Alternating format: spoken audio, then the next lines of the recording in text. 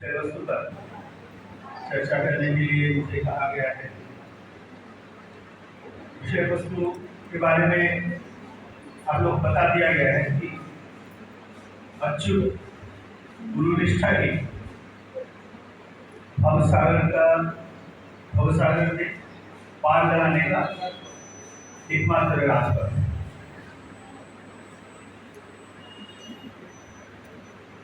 गुरुनिष्ठा क्या है, भवसागर क्या है, राजपथ क्या है,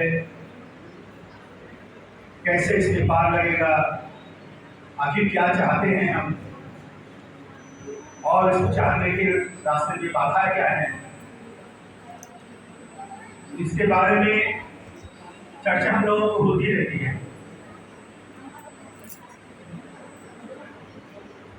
एक घटना मैं बताना चाहूँगा। जब पावना में श्री ठाकुर पे विशाल रूप से कार्य वहाँ चल रहा था,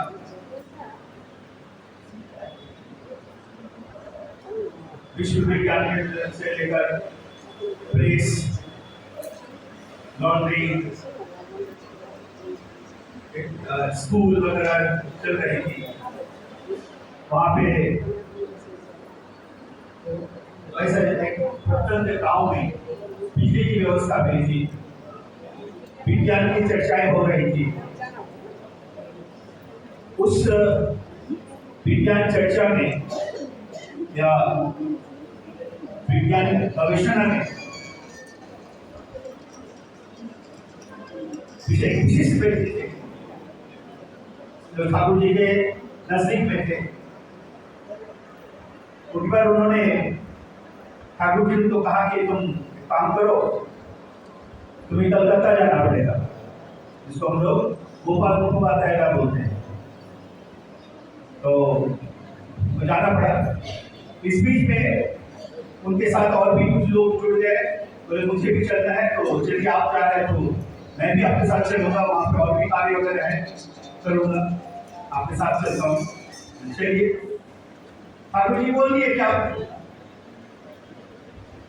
3 तारीख के तक आप पहुंच जाइएगा आश्रम में, वापस आ जाइएगा। ठीक है, गुरु की आदेश है। और साथ में जो लोग थे उन लोग के साथ में गए। तो ठाकुर जी का जो आदेश था, आश्रम का कुछ काम था, वो संपन्न कर दिया। उनको आने की बारी है, एक दिन बचा हुआ है। तो उनका गुरु भाई जो साथ में थे वो बोले कि चलिए, एक चौधरी एक व्यक्ति है, जमींदार है, वो हम लोगों को बुलाए हैं, एक बार उनसे भी हम लोग मिल लेते हैं और वहाँ मिलने से कुछ काम भी हो जाएगा। कुछ लोगों का नौकरी का बात है, वो बुलाए हैं, एक बार मिल लेते हैं हम लोगों से। तो चलिए, अभी भी समय है हाथ में। तो उनके यहाँ गए तो उन्होंने कहा कि आप 2 दिन और रुक जाइए और आपके घर की माता के लिए भी मैंने कुछ कपड़े वगैरह रखा, वो भी आप ले जाइएगा। उनके साथ जो 2 साथी थे उनको उन्होंने कहा, और साथ में मैं लिख देता हूँ, आप वहाँ मिल लीजिए उनसे और फिर इनकी नौकरी हो जाएगी। तब गोपालदार ने उनसे कहा कि देखिए, अब तो समय हो रहा है, 1 दिन बचा हुआ है, अगर उधर जाएंगे कहीं विलम्ब हो गया तो हम समय पे नहीं पहुँच पाएंगे। लेकिन ठाकुर जी ने कहा था कि विशेष रूप से कहा था आप 3 तारीख तक पहुँच जाइए। तो उन्होंने कहा कि ठीक है, अच्छी बात है, हम लोग कोशिश करेंगे। और हम लोग तो ठाकुर जी का ही काम करें, आगे काम है, तो ठाकुर जी का काम है, तो अगर 1 दिन तो विलम्ब हो जाए कोई सुविधा तो नहीं है। नहीं, मैं चाहता हूँ कि ठाकुर जी जैसे बोले वैसे नहीं वापस आऊँ। तो ठीक है, लेकिन समय नहीं होगा। 3 तारीख हो गया, 3 तारीख काम पूरा होते होते 3 तारीख पार हो गया। 4 के बाद वो निकले और आश्रम में आते आते एक ट्रेन एक्सीडेंट हो गया, उसमें लोगों की सबको जान।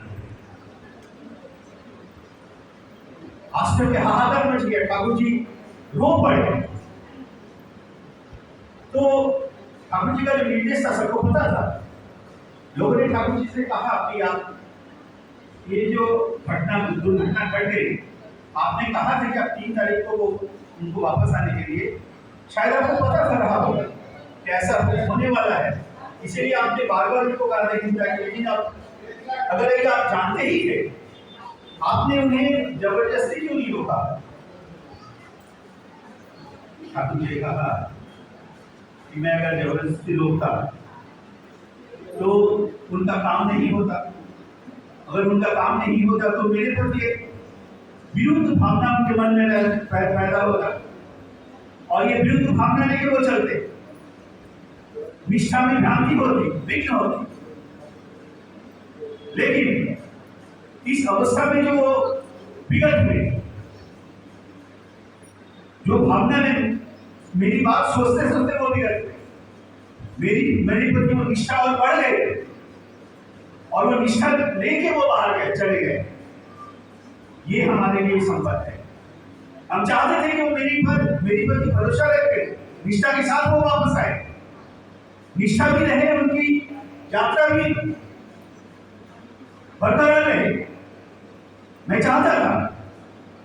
लेकिन वो निष्ठा कहीं ना कहीं विघ्न हो गई, जिसके कारण ये दुर्घटना हुई। ये हमारे लिए बहुत बड़ा शिक्षा है। श्री ठाकुर शरीर में वर्तमान है, उस अवस्था में उन्होंने कहा। आज ये सवाल आ सकता है कि ठाकुर शरीर में वर्तमान नहीं है तो ये हमको कौन रास्ता दिखाएगा? एक सवाल है, ये वास्तविक सवाल है। श्री ठाकुर जी ने इसका भी रास्ता दिया। श्री ठाकुर कहते हैं कि आप निष्ठा के साथ जो मैं आपको कहा हूं, अर्ली मॉर्निंग उठ के इष्टविधि निवेदन करना तरीके से, निष्ठापूर्वक सदाचार का नियमित रूप से पालन करना, समय पे नाम ध्यान करना। दीक्षा में हम लोगों को क्या मिलता है? वो नाम ध्यान की प्रक्रिया बताई जाती है। समय पे करना, विशेष रूप से early morning and let night, ये दो वक्त ऐसा वक्त है उसमें अगर आप साधना में बैठते हैं, निष्ठापूर्वक साधना करते हैं, तो आपका मस्तिष्क कोश में इस तरह की परिवर्तन होती है। क्योंकि हमारा ये जो शरीर है, ये शरीर जंत्र जो है, उसमें संवेदनशीलता का पूरा मैकेनिज्म बना हुआ है। हम लोग कहते हैं ना, ईश्वर दया में, प्रभु दया में, परम प्रेममय, भगवान प्रेममय। ठीक है, बोलने वाली बात नहीं है। सृष्टि की जो प्रक्रिया में आज हम यहाँ आए हैं, वो प्रक्रिया मुझे सुरक्षित करना चाहती है। वो सृष्टि चाहती है कि हम बचे बड़े रहे। उस सृष्टि का जो मैकेनिज्म और नॉलेज, नो हाउ, जिनको पता होता है वो अवतार पुरुष होते हैं, उनके माध्यम से ये संवाद हम तक पहुंचा हुआ है। और ये सृष्टि जो मुझे बचा के रखती है, ईश्वर को हमको बचा के रखना चाहती है, श्री ठाकुर के माध्यम से, पुरुषोत्तमों के माध्यम से, जुग जुग में वर्तमान में श्री ठाकुर अनुभूत चंद्र जी के माध्यम से, तो best way of being an का रास्ता उन्होंने बता दिया है। Best scientific technique of being an का रास्ता उन्होंने बता दिया है। और हमारा सिस्टम जो है वो भी इस वक्त ये बात को चाहती है, वो ये भव संकट का पार करना। तो सिस्टम अगर गड़बड़ रहेगा, जिन्होंने मुझे भेजा है और मुझे वो संवाद दे रहे हैं कि आप अच्छे रहें, बचे रहे, बड़े रहे, अपने बच्चों के साथ, अपने जनरेशन के साथ, अपने पड़ोसियों के साथ, अपने परिवेश के साथ, वो संवेदन हम तक पहुंच नहीं रहा है, इसलिए उनका आगमन हुआ। उनका दीक्षा ग्रहण करने की बात कही गई। दीक्षा का मतलब है निष्ठापूर्वक साधना करना, निष्ठापूर्वक दक्षता हासिल करना। क्रिकेट खेलने के लिए प्रैक्टिस करना पड़ता है, फुटबॉल खेलने के लिए, गाना सीखने के लिए प्रैक्टिस करना पड़ता है, निष्ठापूर्वक गुरु के प्रति श्रद्धाशील होते। तो उन्होंने जो कहा वो अभ्यास करते करते हमारे सिस्टम में ऐसा परिवर्तन होगा, उनके शारीरिक रूप से अवर्तमान रहने के बावजूद भी अगर उस अभ्यास होगा जो संवेदन हम तक पहुंच जाएगा, इसका बहुत जीता जाता है। उदाहरण है, उस पर चर्चा किया जा सकता है। हम लोग सबके जीवन में यह घटना कहीं ना कहीं घटा ही होगा। और बहुत सारी घटनाएं घटती रहती है जिसका मुझे मालूम ही नहीं चलता है। इसीलिए वो परम प्रेम में वो अपनी संतान को बचा के रखना चाहते हैं। और ये टान इष्ट निष्ठा निष्ठा हमारे अंदर में ऑलरेडी है। किसी का अर्थ के प्रति निष्ठा है, किसी का नाम यश के प्रति निष्ठा है, किसी को स्त्री के प्रति निष्ठा है, किसी को संतान के प्रति निष्ठा है, किसी को डिग्री प्राप्ति का निष्ठा है। निष्ठा है हमारे अंदर। ये निष्ठा आता कहां से है? किसी की पाने की इच्छा हमारे अंदर आता कहां से है? ये पाने की इच्छा आता है हमारे जन्म सूत्र से।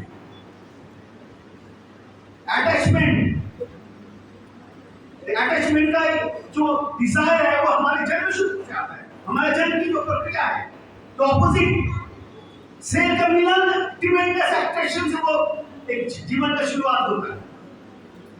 तो वो पावर ऑफ अट्रैक्शन हमारे अंदर में है और हम किसी को पाने के लिए जीते हैं, किसी को खुश करके ही हम खुशी होना चाहते हैं। वो खुश होने का जो जगह है, जिसको देखकर हम खुश होने से, जिसका देखकर हम अगर खुश हुए, वो अगर आइडियल हो, अटैचमेंट उनके प्रति अगर हो, तो हमारा बिकमिंग भी उन्हीं की तरह होगा, हमारा एडजस्टमेंट भी उसी तरह का होगा। हमारे जब जन्म लेते हैं तो दो चीज आती है, एक है इंस्टिंक्ट, एक है टेम्परामेंट। इंस्टिंक्ट क्या है?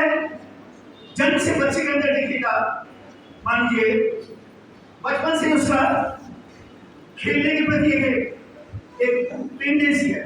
जो भी कुछ मिलता है उसको लेके खेलना चाहता है, तोड़ना चाहता है, खोलना चाहता है, देखना चाहता है। कभी कभी हम लोग डांट भी देते हैं, आप जैसे मत करो।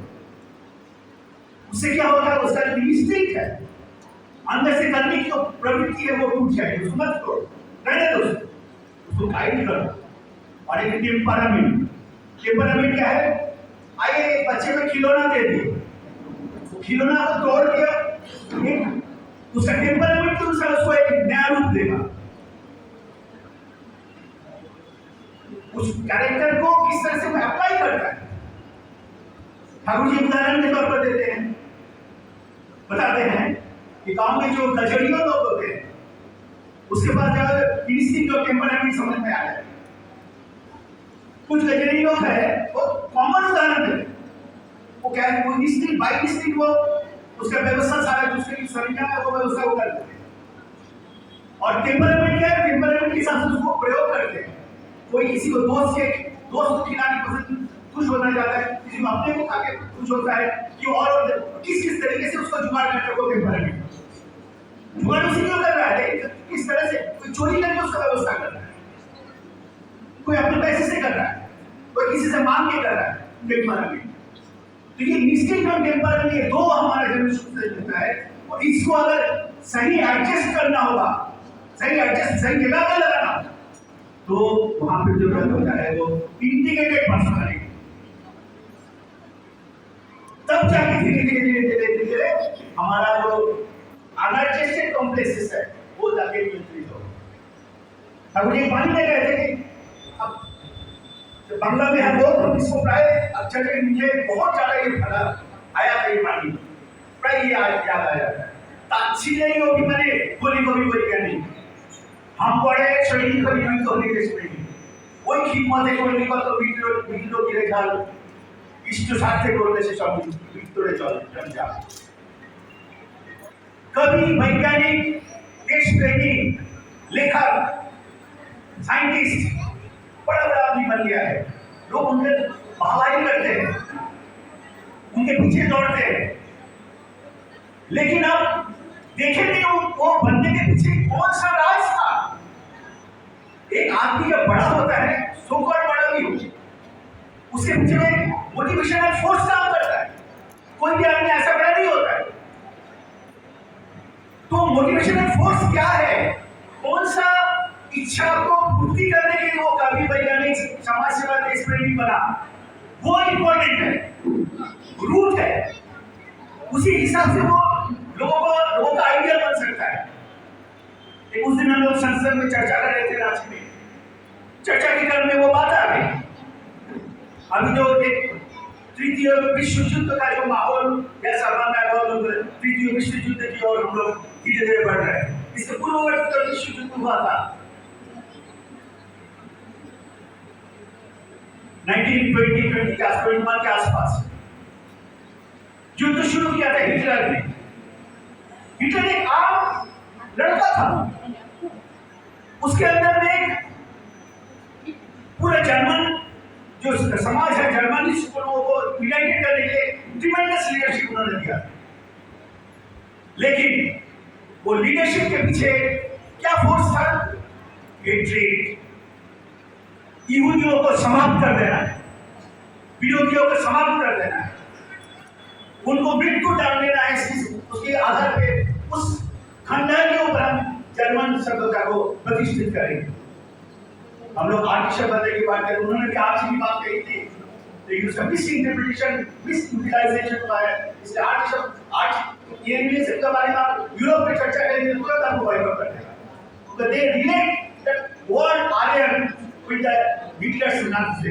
देखिए कितना एक चरम शब्द जिसका हम लोग आज सुबह में पताका उत्तोलन किया, जिसको हम लोगों ने जमीन पे अपना सर टिका के श्रद्धा ज्ञापन किया, जिसको ठाकुर जी कहते हैं कि आर्ट के बारे में सुनने से मेरा श्रद्धा से मेरा सर झुक जाता है। उसको उन्होंने कहां पे डाल दिया, लेकिन एक बहुत बड़ा साम्राज्य का प्रतिष्ठा किया उन्होंने, विशाल शक्तिशाली शक्ति बना उनका, पूरा दुनिया को हिला दिया। तो ये जो शक्ति के पीछे मोटिवेशनल फोर्स था, निगेटिव फोर्स था, घृणा से ताच्छिल्य की होगी, माने बोली बोली बोली कहने नहीं तो सारी एक ही बोली बोली होती। इसके प्रेरणा से आप जब एक बड़ा आदमी बनते हैं, वो बड़ा कभी किसी का भला नहीं कर सकते। सब संतान संतति को हम लोग बड़ा करते हैं। कभी हम लोग स्कूल के टीचर पेरेंट्स लोगों के साथ बात करते हैं, हम लोग उस जगह को खोजने की कोशिश करते हैं। प्राय हम लोग देखते हैं कि एक बच्चों के बीच में माता पिता एक हेट्रेड का अननोइंगली उनके हेट्रेड का फीलिंग को इम्पार्ट कर देते हैं। वो लड़का बड़ा उसको तो उससे भी अच्छा तुमको बनना पड़ेगा, उसको वो जो किया है उससे तुमको और अच्छा करना पड़ेगा। अच्छे के पीछे एक इच्छा का भावना को बच्चा समझ लेता है। ठाकुर जी कहते नहीं ऐसा मत करो, दूसरे को बढ़ा के तुम अगर बढ़ सकते हो तो that is the positive impulse for determinant goal. For the sake of your parents, माता पिता को खुशी करने के लिए तुम अगर बड़े हो तो वो बड़ा हो। For the sake of higher ideal, top most हो गया, उसको खुशी करने के लिए तुमको बड़ा। ये शिक्षा नहीं है। माँ कोई पाठ कर रही थी, बड़े के लिए एक संतरा मिला है तो बच्चे लोग संतरा के लोभ होता है, तो माँ चर्चा कर रही थी। तो क्या किया, ठीक है चलो संतरा खाएंगे, पहले चलो हम लोग ठाकुर जी का ठाकुर घर में लेके आते हैं। ये जो अभ्यास है आपके बचपन से अभ्यास करना, उससे क्या होगी, इंफीरियरिटी कॉम्प्लेक्स नहीं डेवलप करेगा। यही है भवसागर पार का मूलभूत मांग, निष्ठा को हायर पेंशन में बांध देना। निष्ठा है, बच्चों में है, हमारे में है, सब में है। उसको किस तरह से डिरेक्शन दिया जाए, ये अगर कर दिया जाए तो हमारे भवसागर मतलब अल्टीमेट गोल हमारे लोग ईश्वर प्राप्ति। समय की कमी है, ज्यादा समय नहीं लेंगे। हमारे बोलते वो ईश्वर प्राप्ति था पर संवेक्षित तो व्यक्ति तो क्यों बता रहा है? ईश्वर प्राप्ति है क्या? ईश्वर के बारे में एक एब्स्ट्रैक्ट कहां है हम नहीं जानते हैं। I've never seen God. If I ask, no one can answer. बोले विश्वास की बात, कोई विश्वास करेगा नहीं। ठाकुर जी उस जगह से अपना उतार के लाए, जमीन पे लाए। धारण पालन संवेक्षित व्यक्तित्व, the personality which will make you the most efficient person who can manipulate his environment in favor of life and growth. पूरे परिवेश को नहीं कर दो, वो एफिशिएंसी को इम्पार्ट समझना, उसका अप्लाई करना, उस पे आधिपत्य विस्तार करना ही है ईश्वर। फिर आता कहां से है?